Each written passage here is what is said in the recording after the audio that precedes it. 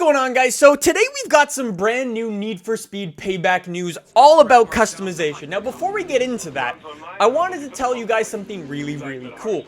I'm going to be going to Gamescom with the guys from Need for Speed, and I'm going to be able to capture gameplay of Need for Speed Payback and upload it for you guys. So if you want to see some more Need for Speed Payback gameplay, make sure you click that subscribe button down below so you can be notified as soon as it comes out. Let's start talking about some customization. Apologies if this video is a tad long, there's a lot of stuff. Alright, so let's not waste any time, let's jump straight into the first one, which is going to be dealerships, garages, part shops, and as well as some new cars, which were also revealed for Need for Speed Payback. So let's get into it. I've made myself a list, so if you see me looking over here, that's what I'm looking at. So let's talk about dealerships. There's going to be 5 different dealerships in the Need for Speed sort of world.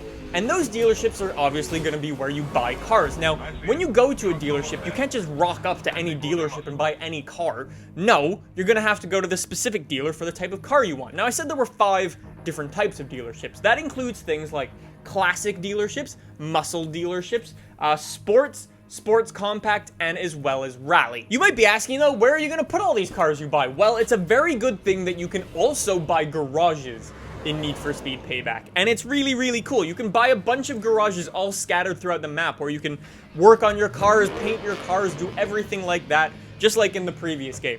However, once you've bought all the different garages, you can then go and buy an unlimited, like, virtual warehouse where you can store as many cars as you want. And finally, the part shops. Part shops are like dealerships. They're scattered all throughout the world, so you'll have to go around searching for these things so you can find that part you're after. Part shops will include everything from, like, performance parts to your visual parts, so, like, an ECU or, like, a front bumper. You're gonna need to go to these part shops to find them. Oh, and you also win parts from races as well, so there you go, another way to get some parts.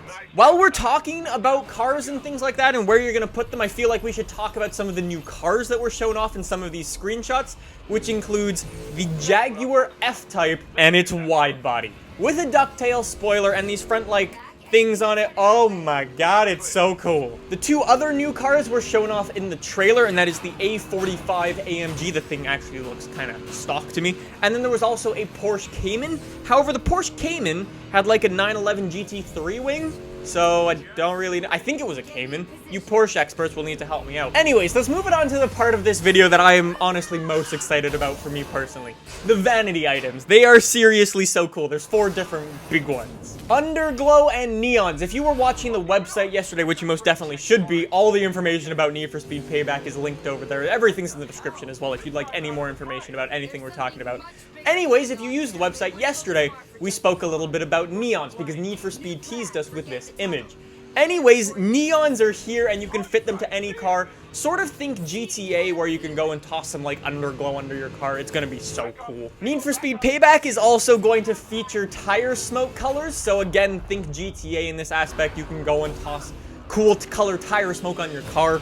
I'm gonna be tossing blue tire smoke on every car because that's the way I am. Need for Speed didn't stop there though. They went and included, you can customize the color of your nitrous flame. So you can go, instead of shooting a massive orange flame out of your exhaust, you can shoot a massive blue one.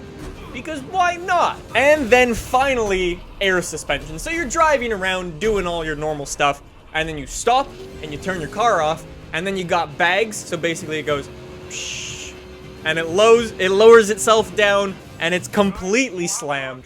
Oh, I am so excited for that. Has any game ever had that? I don't know, but that's a really cool one. Alright, let's move to the next one. Live tuning, this one's short. Live tuning sort of allows you to tune your car at any time, anywhere. So say for instance, you're just parked up on the side of the road. You can go and change, say, your gear ratios if you're in a rally car. Or, say you're in the middle of a drift, you can actually change the weight balance of your car as you're mid-drift.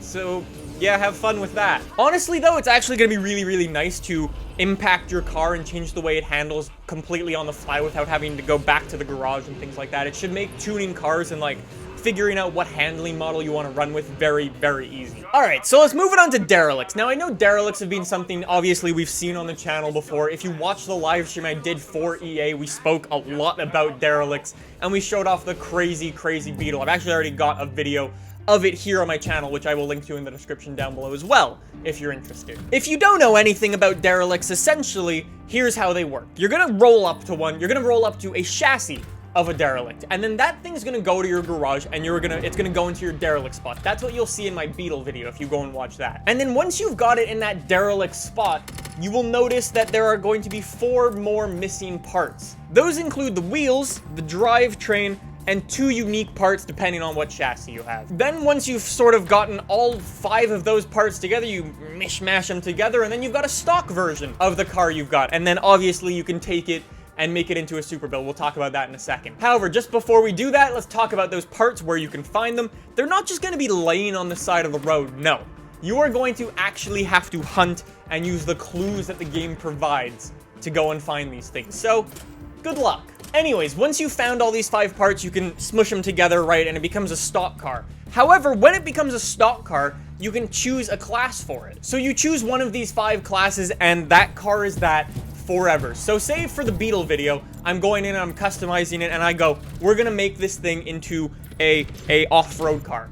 That Beetle will be an off-road car for the rest of its life. Now you might be saying, well, that sucks. What if I want to make my Beetle a drift car or whatever? Well, it turns out as soon as you go and like scrunch the car together, it'll show up at the classics dealership, and you can actually go and buy another one. So there you go. All right, so let's talk about the final thing, performance parts. Performance parts are going to come in 6 different categories. So you only need to keep track of 6 different performance parts when you're upgrading your car. However, there's a lot of work that needs to be done into these. Anyways, those 6 parts include things like the block, the head, turbo, exhaust, we've got an ECU, and the transmission.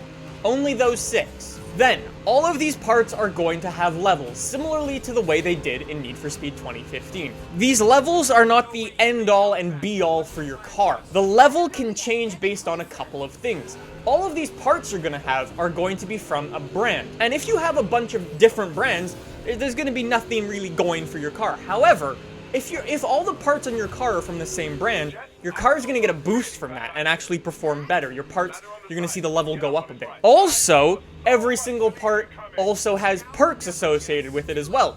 That also impacts the level and will make your car actually faster or better or lighter, and it's crazy. It does so many things. So yeah, although there's only 6 different like categories for parts, there are so many different things you're going to need to keep track of there.